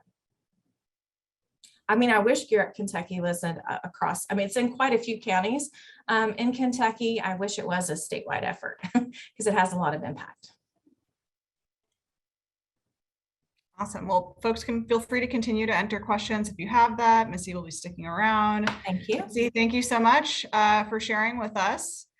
And now we are going to move on to our final strategy we're going to go over and final state we're going to highlight, which is on using data as a strategy. So on the next slide, just a few things to think about is expanding access and use of student level data, increasing visibility of aggregate data by school and district, again, to drive that competitive factor. These two things go hand in hand, and disaggregating to the extent you can by subpopulations to make sure you're looking at those equity gaps. And we have an example here from Mississippi on a statewide data tracker that they have. But we are now going to hear from Chris Charbonneau, who's the Director of Advocacy and Engagement at My Future NC, that's North Carolina, on North Carolina's very comprehensive campaign called First in FAFSA, and how they are using data as well. So Chris, over to you. Hi, good afternoon, everyone. My name is Chris Charbonneau. I'm the Director of Advocacy and Engagement for My Future NC. My Future NC is a statewide nonprofit that's leading North Carolina's efforts to close the educational attainment gap and meet our state's attainment goal of 2 million adults between the ages of 24 and 44 with a certificate or degree. We work as an organization across sectors and in communities throughout the state to close gaps in education pathways through readiness, access, completion, and education and labor market alignment. We promote alignment between educational programming and business and industry needs, and we improve educational opportunities and champion for that for all North Carolinians. I'm going to, throughout this time, kind of put links in the chat so that you can follow along and bring up any of those sites as we go. The first one is NC First in FAFSA website. My Future NC launched a statewide initiative in 2020 to increase the number of high school students completing the FAFSA. As many of you remember, that was just at the end of the shutdown, and with the pandemic, we led a FAFSA Frenzy campaign in June of 2020 to support students who might not have acted because of the pandemic and the immediacy of some of those places where they weren't able to get some of the traditional supports and help. This really helped us to lead into an even deeper discussion and engaged action. Using data-driven approaches in partnership with Carolina Demography and the North Carolina State of Education Assistance Authority, or NCSEAA, we worked with community partners, education nonprofits to better support school-based practitioners and their families in FAFSA completion efforts. We could not have done this without the cross-sector support and guidance and help from key players in this collaboration that included CFNC, which is the College Foundation of North Carolina, the College Advising Corps, Hunt Institute, and with the generous support of the John M. Belk Endowment. This really, the collection of all of these individuals, as well as our state education sector partners, really helped to support the strategies that I'll talk about next. So the 6 strategies, which really include, and you can go to the next slide, setting an overall FAFSA completion goal, building shared ownership of FAFSA completion across K-12 and higher education stakeholders, creating incentives. We heard that a bit earlier for both our local and regional implementation of FAFSA completion practices. And I can speak about our challenge and our innovation grant awards if we have some time, or at least in our Q&A.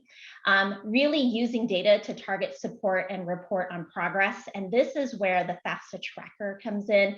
And then what we call finish the FAFSA, which is some of the kind of student level data pieces. Rachel, you can actually click on some of those animated pieces. Sorry about that.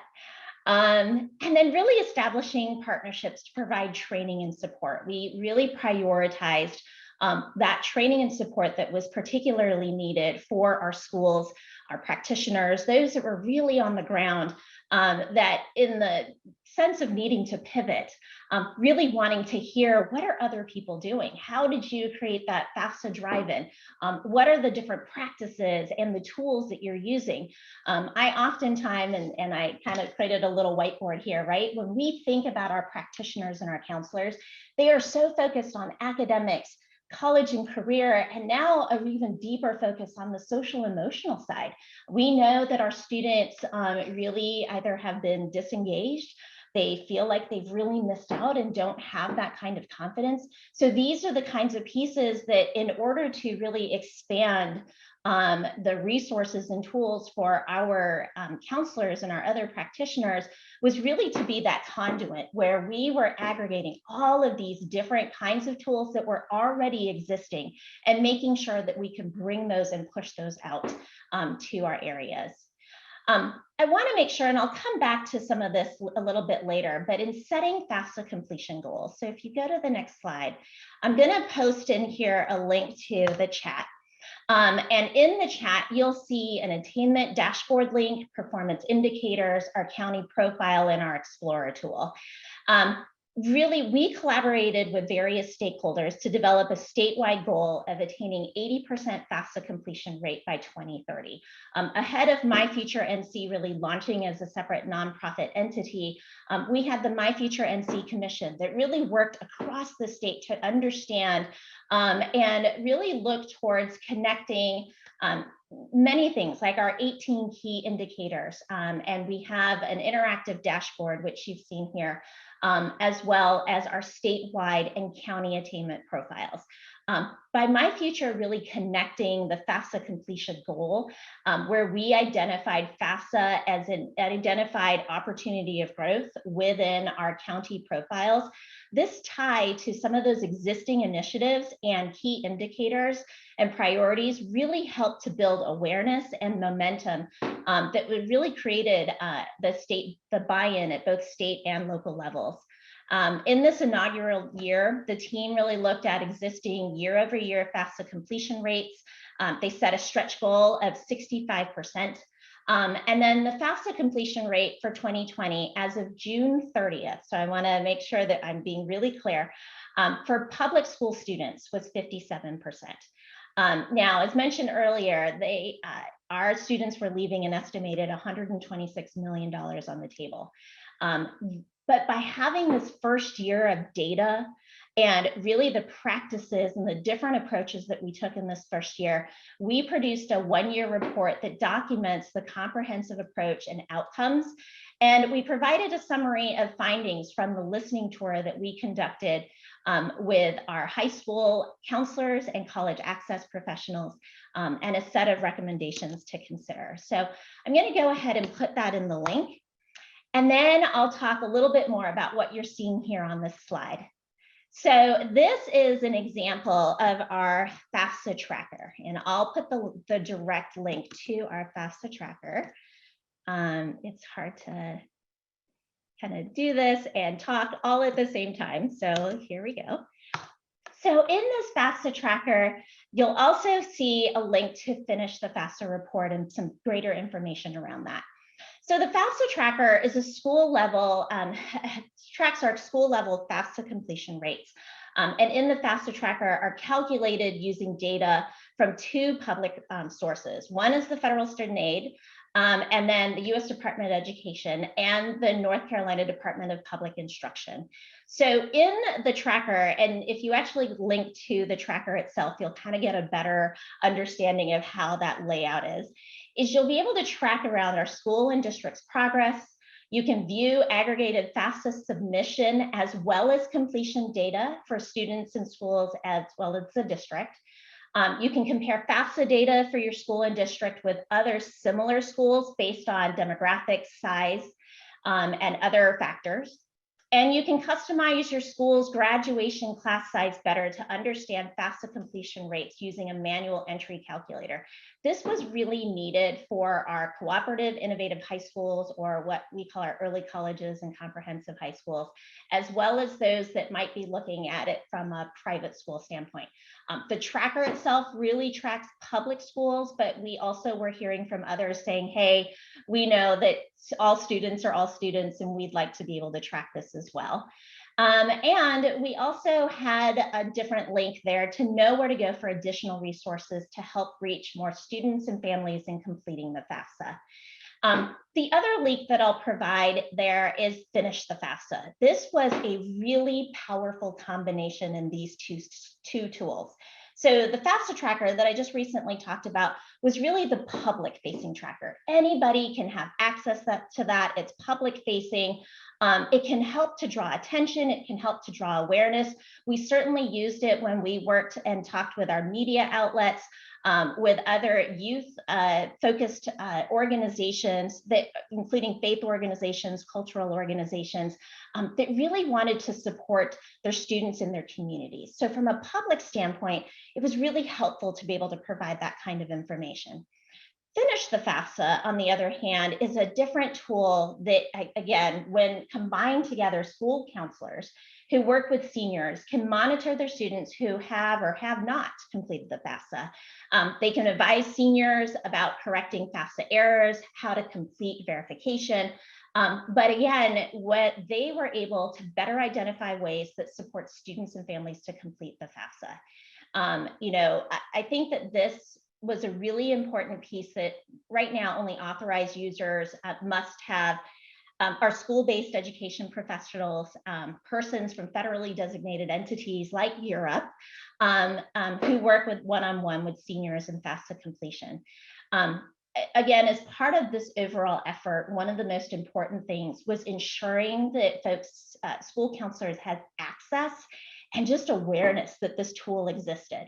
As part of our efforts at this time, 96% of our high schools have access and are using this powerful tool to support those targeted efforts. If you go to the next slide, when we talk about FAFSA comparisons and the trackers, so we also have heat maps within there to be able to see what FAFSA completion looks like on a county level, district level, and school level. There are different tabs within the FAFSA tracker that will allow you to do that. But we've really used this as an opportunity, and these orange dots that are located here, they are districts that are a part of our FAFSA network. And so when we talked about how did we use data to really identify and prioritize the intentionality around professional development, this targeted approach was really to make sure that we are creating a FAFSA network to engage, train, and create a community of practice for practitioners. And in this first year, so the 2020-2021 year, we had 42 priority districts. This was determined based on those county profiles that I talked about earlier, and those who indicated FAFSA completion was an opportunity for growth. And then any school district that had less than 40% completion rates in 2020, as well as our largest urban districts. This was a great opportunity that on a monthly basis, we were hosting webinars that included many different individuals from around the state. There were opportunities where we brought a panel of first generation students to help bring an understanding and awareness to the kinds of supports that other first generation students might need. We also lent opportunities from a counseling standpoint just to understand FAFSA. So we partnered with CFNC as well that has NCSEAA that's underneath that umbrella to really help folks to understand how do you navigate tricky situations? What are the different ways and approaches that you can really reach families that may not understand or may not have the financial acumen to be able to support their students? These were really helpful pieces that allowed each of our schools and our counselors to better help support their students. I'm also going to put a link out here to the First in FAFSA Challenge the Innovation Award and practices, as well as the many resources that we put out there. This was something that was available to all individuals that were working with FAFSA. We also worked with many of our different partners and associations, including our Superintendents Association, our principal, NC Papa, and then we worked with DPI's student counselor to make sure that we are sending out information at many different levels to show the greater support and encouragement. We knew that during this time, when you put a public facing tracker out there and you also couple it with a challenge, we had concerns that we had heard before we launched all of this, when we were training over 500 counselors on the tool and helping to create opportunities for our principals and our superintendents to better understand how they can support their counselors in this. This was an important way to be able to disseminate information and really make sure that we were laying the ground foundation for the next steps in what FAFSA looks like. These are really unprecedented times.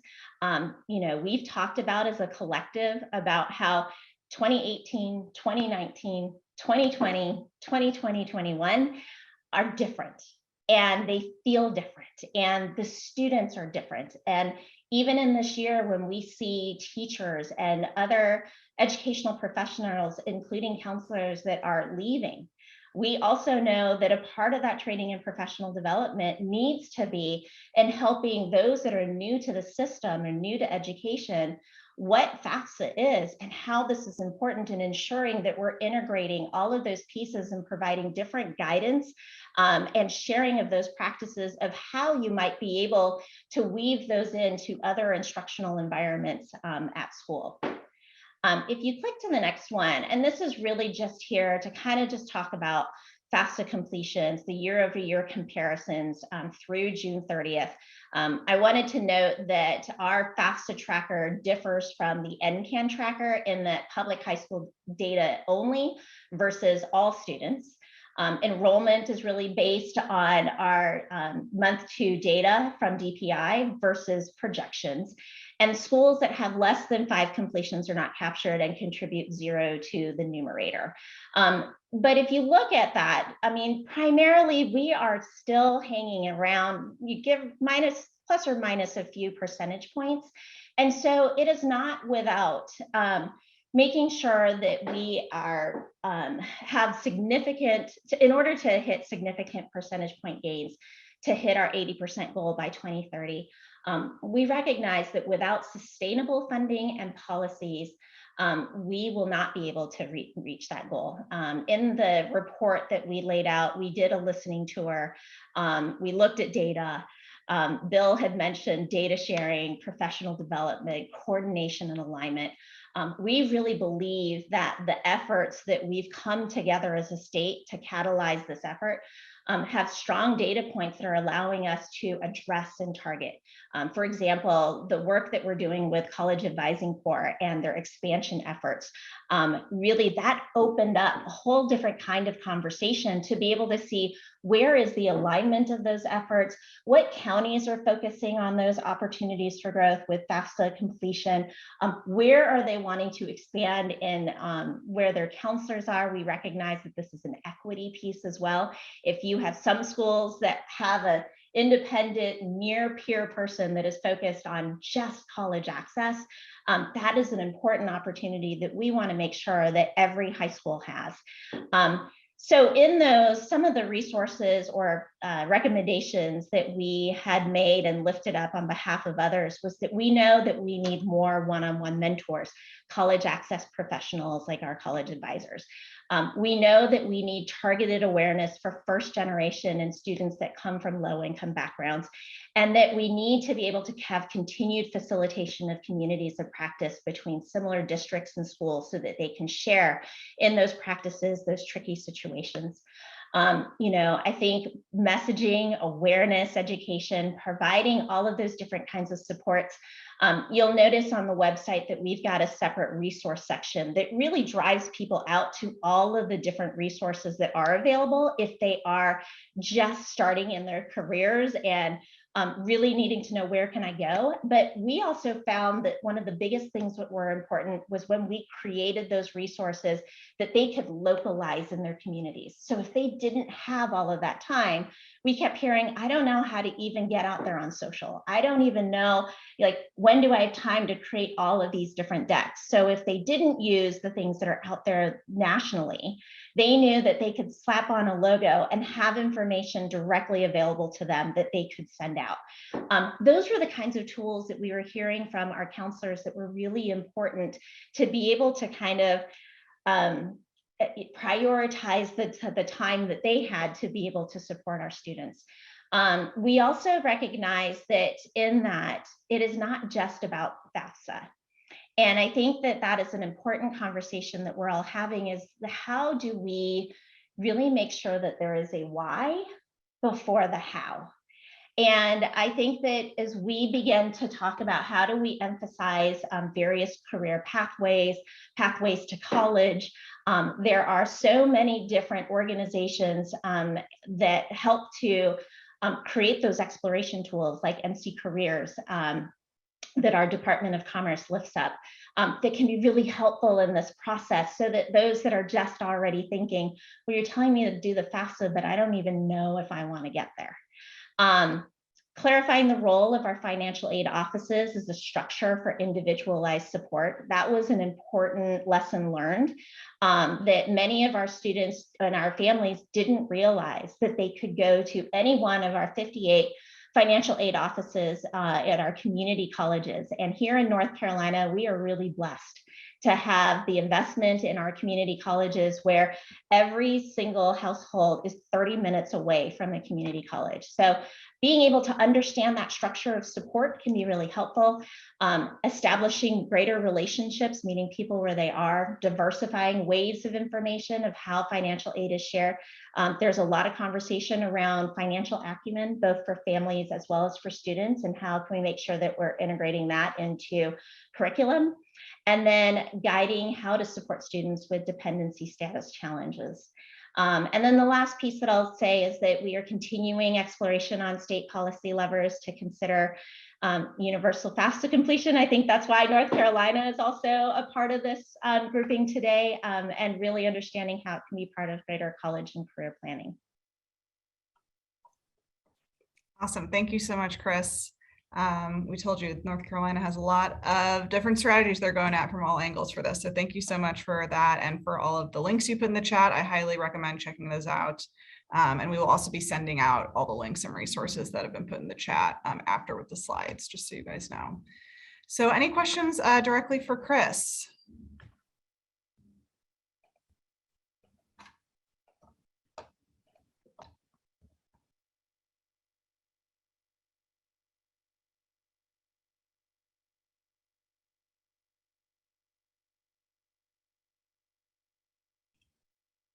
Okay, well, while we wait for those, I did keep some from before that I thought would be good for the whole group. So I think a lot of you touched on kind of how you engage the students digitally and offered support. Oh, yes. Sorry. Yeah. You could go back one.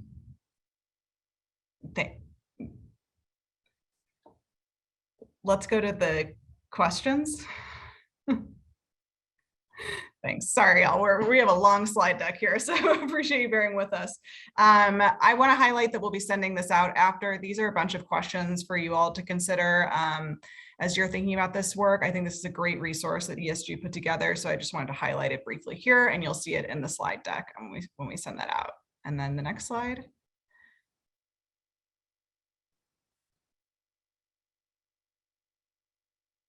Perfect. So the question I wanted to ask to all four of our panelists, we got a question about, were there specific issues or strategies that you pursued in relation to either rural versus urban areas, large versus small schools, English language speakers and non-English language speakers? I know several of you, I think Kentucky and North Carolina specifically, had in your slides some outreach to either recent immigrant families or non-English language speakers. So any thoughts on that kind of continuum of folks and how your strategies may have been adjusted?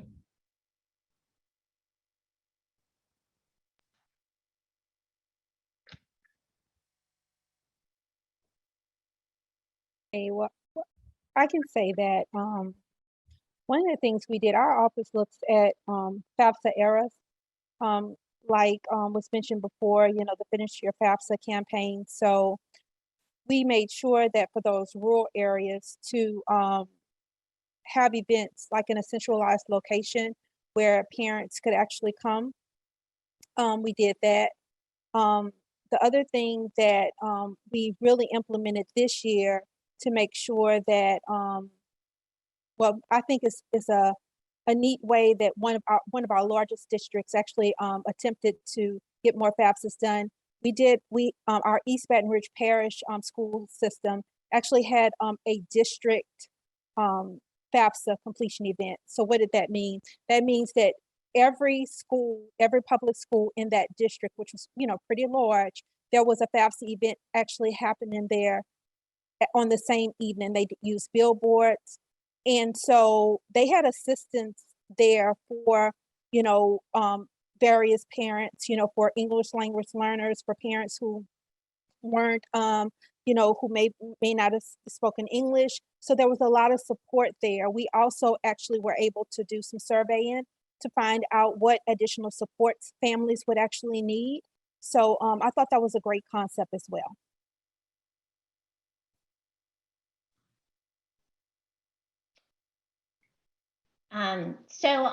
For North Carolina, we have a growing population of Hispanic Latinx families. And one of the things that we did was really broaden our tentacles. CFNC, or College Foundation of North Carolina, has 2 individuals that are really supportive of all of our Spanish-speaking services. And we knew that we really needed to not only kind of lift up and promote the statewide services that are available, but we also knew that we needed to broaden our tentacle and reach.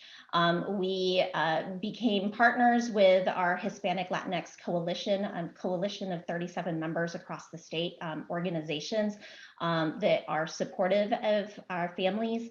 But very specifically, we reached out to our groups that already had kind of this pipeline, if you will, of knowing that we can't just reach them when they get to their senior year of high school. We need to make sure that we're reaching them in their middle school and their before their high school years. So we reached out to Latinx Ed, Hispanic Professional Society, Juntos, making sure that where we knew that there were already established incredible relationships, that we could help to make sure that we were providing either greater awareness and support as to why FAFSA, ensuring that they had all the accurate information so that those that were sharing within their communities where they were closest, where they were meeting with them where they had the most accurate and up-to-date information possible. We also made sure that we were reaching out with our with CFNC and CSEAA, and then our community colleges and our financial aid officers to really lift up during that period of time where we had a lot of schools that were still virtual or in a hybrid basis, to where we had a FAFSA drive-in in the spring. We had over 20 community colleges that participated in that event. We continued to do so in the fall. We increased that number of community colleges that were supporting those events. In Fayetteville Tech, community colleges supported 60 families that day to complete their FAFSA. And it's these kinds of opportunities where families and students felt like they had a space because it was based in their community, where they knew that they could get those individualized supports and not necessarily be in a big forum where sometimes school may not be the most trusted environment. And so those are the kinds of things that we did to help spread greater awareness. And then the translation of information, I think, was another important piece that we are continuing to look towards for greater support, given the many cultures that are here in North Carolina. Awesome. Well, thank you all. I really can't overstate how much information, how many tips, strategies, policies that you guys have shared with our audience today. So Chris, Missy, Nick, Tyrika, thank you so much. As I mentioned, we will share all the slides and contact information if you want to follow up.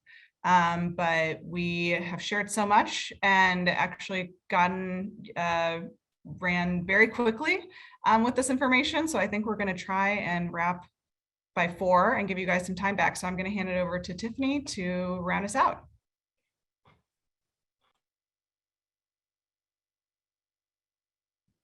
Okay, sorry about that.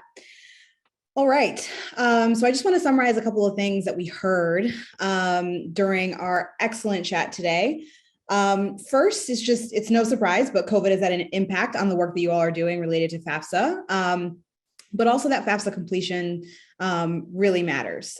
We know that we've seen some bounce back, and it will be important for our continued recovery to prioritize FAFSA, but financially and more broadly.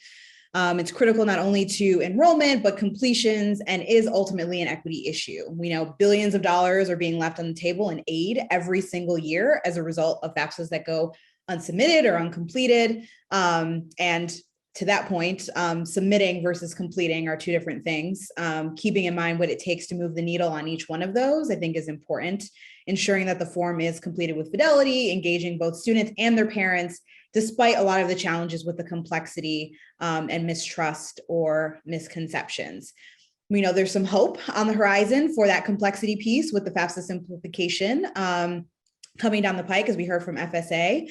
And while the class of 2022 hasn't met the pre-pandemic FAFSA completion rates, there is some hope in the numbers that Bill shared, especially for high schools that are serving large proportions of marginalized students. Those high schools are seeing some promising bounce back as of the class of 2021 cycle. On strategies, while not everyone will be able to do a universal policy like Alabama and Louisiana, I think that both states demonstrated how to leverage partnerships at all levels. So thinking really clearly about collective ownership and impact can be instrumental in making a difference in your state. Look for and deploy your champions, those folks that will film a TikTok and post it to their socials, like those folks in Kentucky. And also just thinking about the power of friendly competition, whether it's a specific challenge or just being transparent about the data that the state has access to. And speaking of transparent data, please do take a look at all of the links that Chris shared from North Carolina. Their county profiles are extensive and really informative, and their FAFSA tracker makes it pretty plain how school districts are doing, and it allows comparison to their established statewide FAFSA goal. So definitely something for you all to be thinking about as you move forward. Thank you again to our speakers from FSA, NCAN, and these 4 states that really demonstrated the strategies in action. We're so grateful for your time. As a reminder, we'll share the PowerPoint slides with all of these great resources after the presentation today, and we'll make the recording available on our coalition landing page on NGA's website, which I'll drop the link to in the chat. You can also find recordings from our previous action labs on SNAP ENT and ability to benefit on that site as well. So with that, I'll close this out for today and give you back a whole hour almost of your time. Use it wisely. Thank you all again for joining us. Really appreciate it. Have a great day.